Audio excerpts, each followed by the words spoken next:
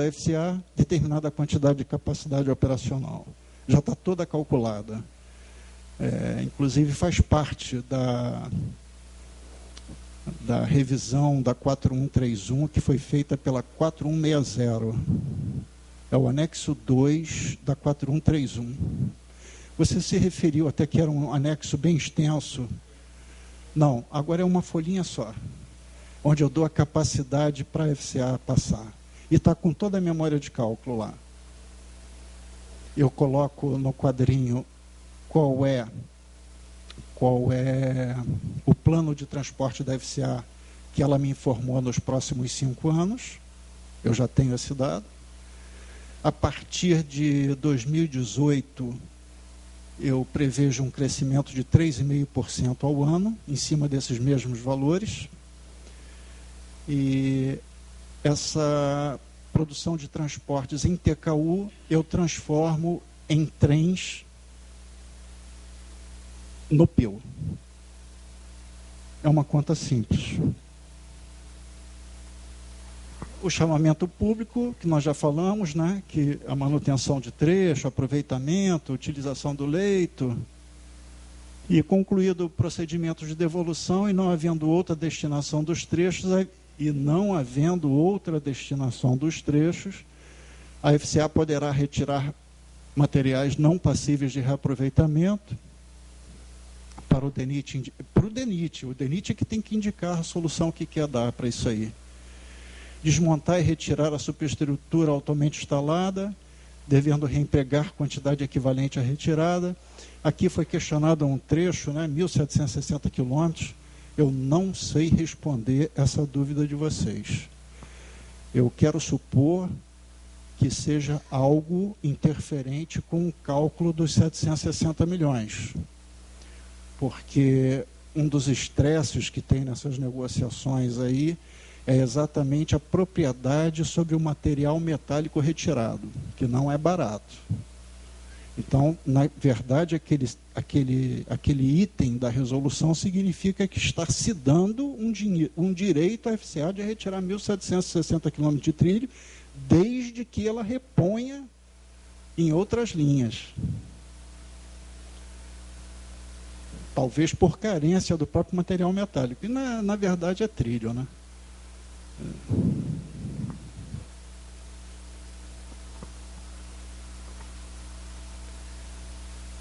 A desativação ela foi embasada no RTF, em Regulamento de Transporte, e os procedimentos relativos à solicitação de suspensão e supressão são previstos em regulamento da NTT, que foi elaborado com base no RTF, e os trechos economicamente viáveis, nós teremos também que fazer outros acertos com a concessionária. As datas das próximas reuniões participativas, e eu quero dizer que, assim que cheguei a essa sala, conversando aí com os companheiros, já liguei para Brasília e fui informado lá pelo nosso coordenador desses eventos da 4131, que não é possível qualquer adiamento de prazos desse período de debate. Isso é um cronograma rígido estabelecido pelo Ministério dos Transportes para que não sejam atrasados os investimentos do PIL. Mas a realização de uma tomada de subsídios, uma reunião participativa aqui no Rio de Janeiro, é possível, e amanhã mesmo eu estou passando lá um documento para Brasília informando desse anseio de vocês, e gostaria até que para isso vocês me informassem sobre a disponibilidade de uso aqui das instalações, do Clube de Engenharia, onde que vocês possam sugerir.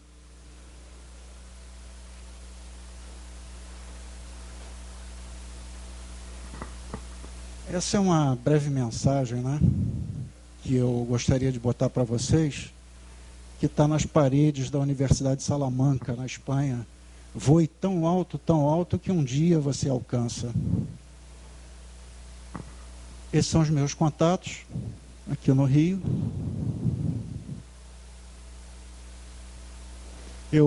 Meu trabalho é de fiscalização Eu colaborei muito com essa elaboração da 4131, mas não participo efetivamente desses detalhes negociais que são feitos todos em Brasília.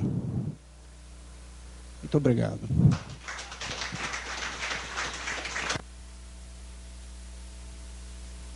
Obrigado, doutor Mauro Simões. Nós vamos fazer o seguinte agora, vamos recompor a mesa com Pastore, Zé Cássio, e vamos abrir para o debate.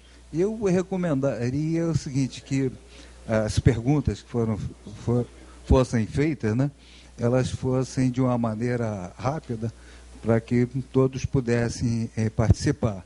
Eu vou fazer o seguinte, eu vou passar, pegando o nome de quem vai querer fazer uso da palavra, fazer pergunta, né, e chamar nessa ordem. E eu vou usar da prerrogativa, Celso, de eu já estar com o microfone na mão, e fazer aqui um questionamento. O meu questionamento pergunta, né, para a agência reguladora, né? Eu vejo o seguinte, quando você tem um trecho que é economicamente rentável e a concessionária não utilizou, o contrato de concessão, não sei, o agente de regulação tem que tomar, não é nem tomar de volta. Agora você pega, mas pega dentro de um acordo, olha, nós vamos ficar e você vai passar para o que a gente vai fazer mais à frente. Os contratos, eu não sou contra a privatização, mas eu entendo que todas as privatizações que houver, elas são a população de uma maneira geral. Porque o Zé Cássio fala, né? Ele não se dá, de fato, né? Quer dizer, a parte mais prejudicada é a parte da população. E a gente vê muito falar em defesa do interesse público, né? Interesse público de quem? Eu não consigo identificar isso. E na apresentação da agência aqui, eu vejo uma coisa que eu me bato sempre. Quando eu pego a minha conta de celular, eu não consigo entender o que eu estou pagando, eu acabo pagando, tá? Porque é um trecho aqui e ali, aí você tem cronograma de aplicação, tem uma série de coisas, né? Está acabando essa pilha aqui, está falhando, né? A concessionária é multada, aí você cria não vai dar.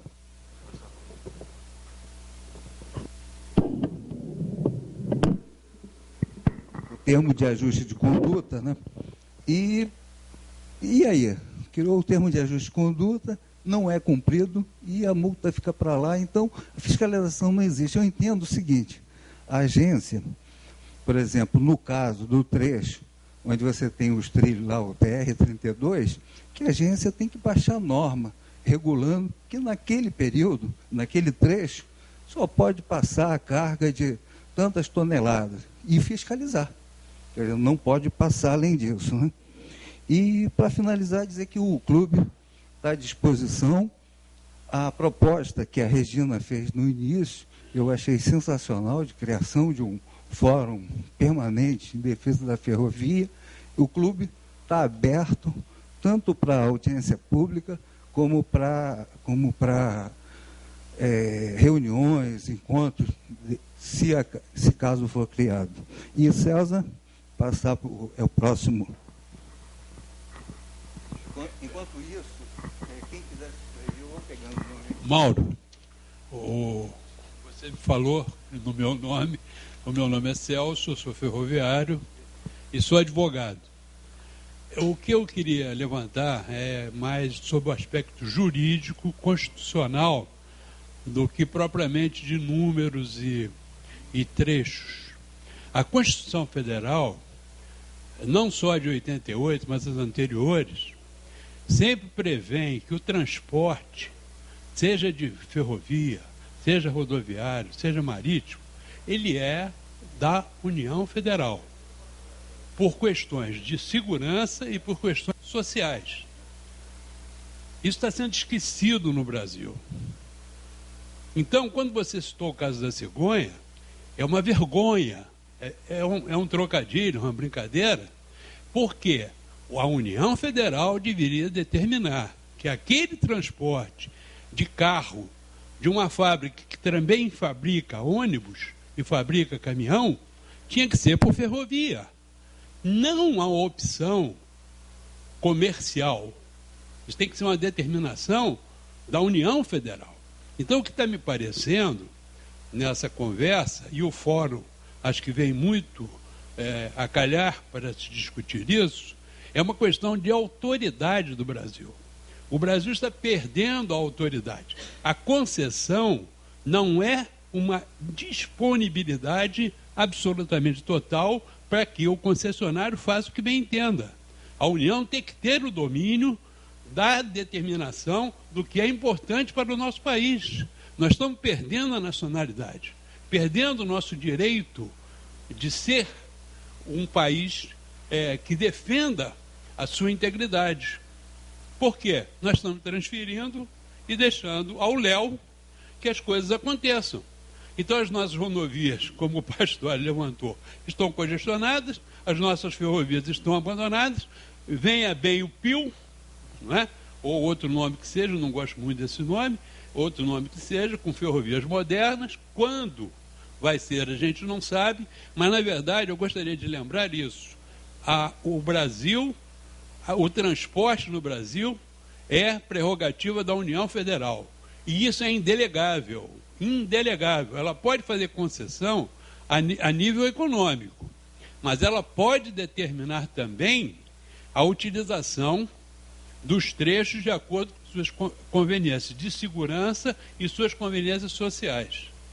O que não significa que dê lucro, porque ela pode, como fez durante todo o tempo da expansão da ferrovia de 1854 para cá, foi expandir a ferrovia para desenvolver o país, e agora precisa muito mais desse desenvolvimento, até mesmo pela baixa população que tem no interior, fazer com que essa população se expanda para o interior, e a ferrovia vem muito a calhar. Eu queria só lembrar isso, o aspecto constitucional do transporte no Brasil.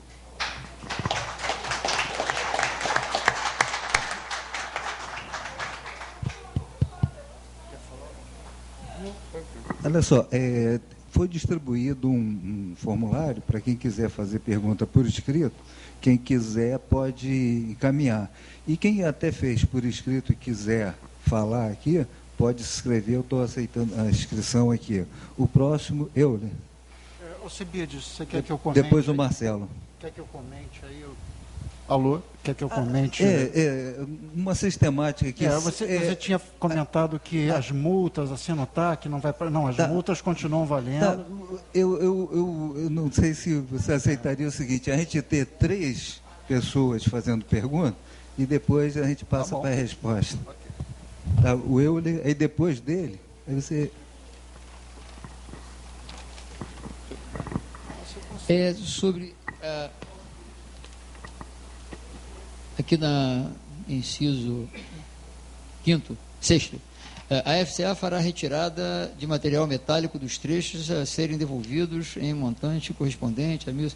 Quer dizer, a retirada é trilho, é placa de apoio, esse material metálico.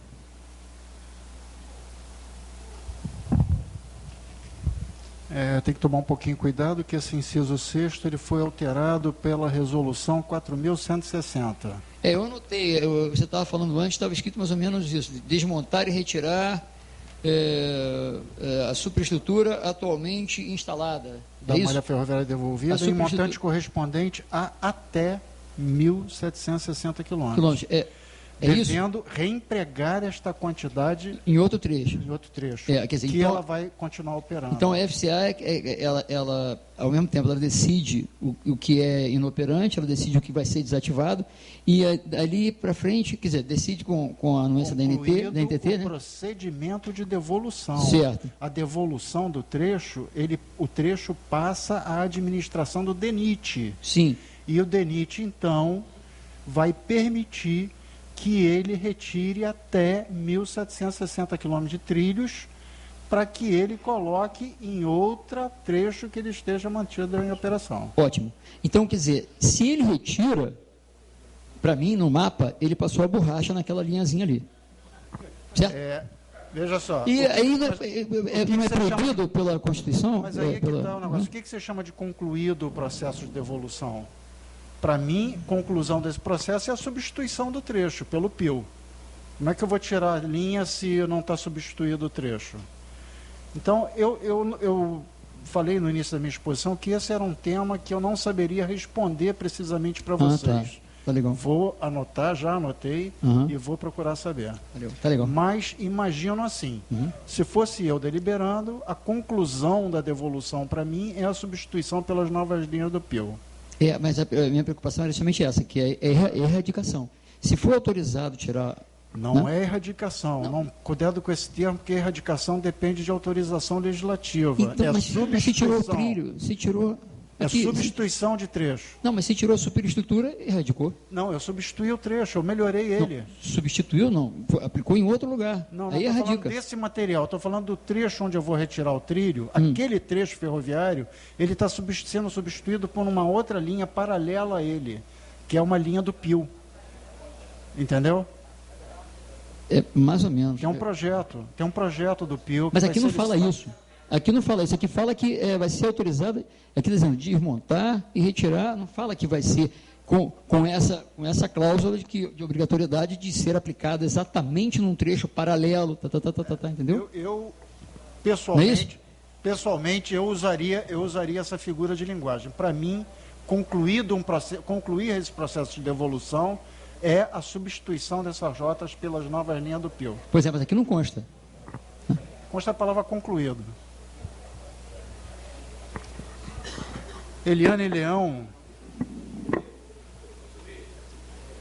qual o respaldo legal para a retirada de trilhos, já que o próprio Código Civil afirma que as estradas de ferro são bens imóveis da União?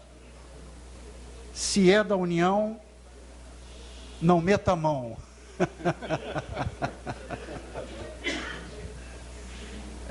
Muito bem colocado, é isso mesmo.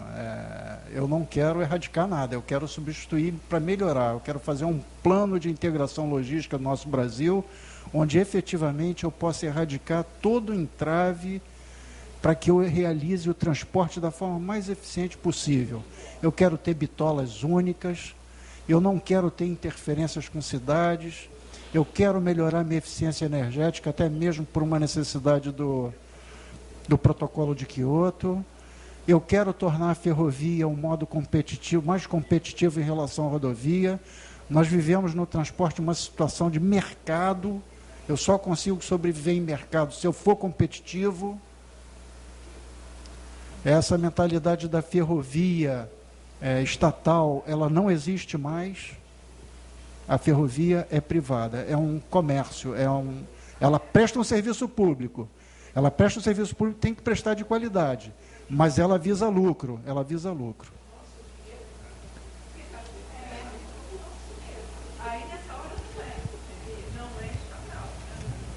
Olha, a gente pode entrar então numa discussão de ciclos econômicos aí, quer dizer, teve uma época que tudo era feito pela iniciativa privada, o governo era mínimo.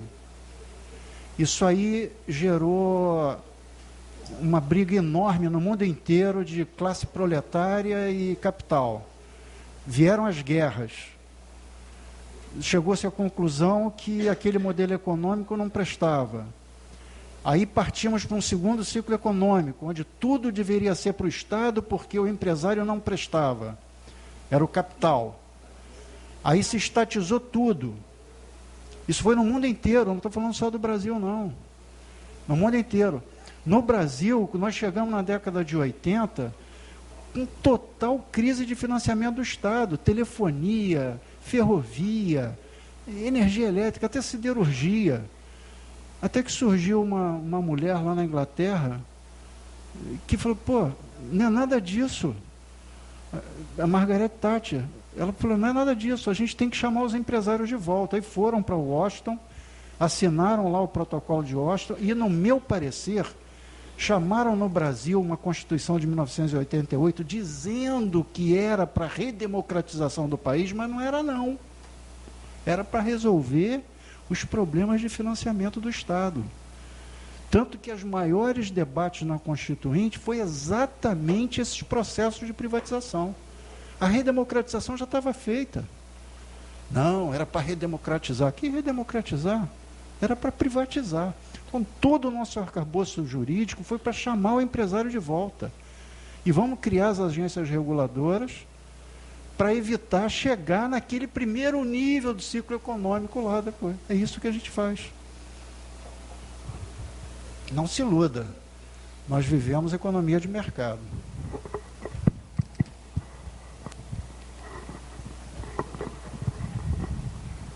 Eu não me iludo. Nós vivemos numa economia de mercado que, quando pifa, quando dá crise, socorre-se desesperadamente dos caixas